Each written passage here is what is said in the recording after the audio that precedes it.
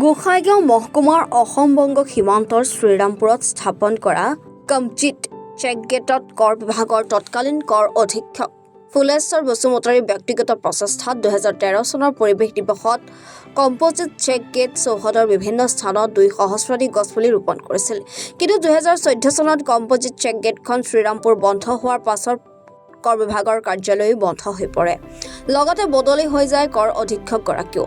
প্ৰকৃতিপ্ৰেমী ফুলেশ্বৰ বসুমতাৰীয়ে ৰোপণ কৰা গছপুলিসমূহক ৰক্ষা কৰিবলৈ তেওঁ নিজৰ গাঁঠিৰ ধন খৰচ কৰি গছৰ যত্ন লোৱাত এতিয়া শ্ৰীৰামপুৰ কম্পোজিট গেটৰ চৌহদ সেউজীয়া হৈ পৰিছে।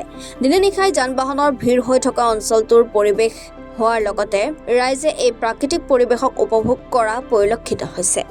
সৌভাগ্য মই সেই সময়ত এই পৰিৱেশ দিৱসত মোক আমন্ত্ৰণ কৰা হৈছিলে, আমি আহিছিলোঁ। তো মই নথৈ আনন্দিত যে আজি 13 বছৰ পিছত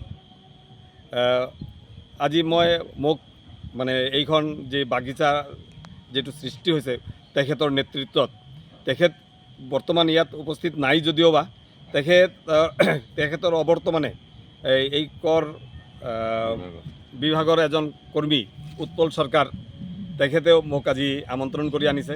মই আহি তেখেতৰ এই বাগিচাটো চাই একদম অভিভূত হৈছোঁ। তো মই মানে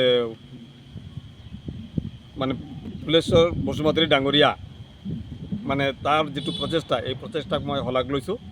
আৰু লগতে যাতে এই বাগিচাটো আৰু ধুনীয়াকৈ ফুলি মানে উঠিব পাৰে আৰু কি ভালকৈ আৰু ধুনীয়াকৈ ৰূপ ল'ব পাৰে, তাৰ কাৰণে শ্ৰীৰামপুৰবাসী জনগণ, আমাৰ কৰ বিভাগৰ বিষয়ববীয়াসকল আৰু ফৰেষ্ট ডিপাৰ্টমেণ্টৰ বিভিন্ন মানে বিষয়ববীয়াক মই অনুৰোধ জ্ঞাপন কৰিছোঁ যাতে এইটো বাগান আৰু শ্ৰীৰামপুৰ এলেকাৰ কাৰণে এটা অগ্ৰণী ভূমিকা গ্ৰহণ কৰে। আৰু তেখেতৰ যেটো প্ৰচেষ্টা, এই প্ৰচেষ্টাক আমি আগুৱাই লৈ যোৱাৰ কাৰণে আমাৰ বিভিন্ন ধৰণৰ যি সংগঠন, প্ৰকৃতিপ্ৰেমী সংগঠন আছে, আমি সিহঁতক আমন্ত্ৰণ জনাইছোঁ যে আপোনালোকে আহক। আৰু তেখেতৰ যেটো প্ৰচেষ্টা এইটোক আপোনালোকে অনুকৰণ কৰি বিভিন্ন ঠাইত তাৰ নিচিনা এনেকা বাগিচা আৰু আমাৰ পৰিৱেশ যাতে আৰু ধুনীয়া হয়, তাৰ কাৰণে আপোনালোকে এটা কাৰ্যসূচী হাতত লওক।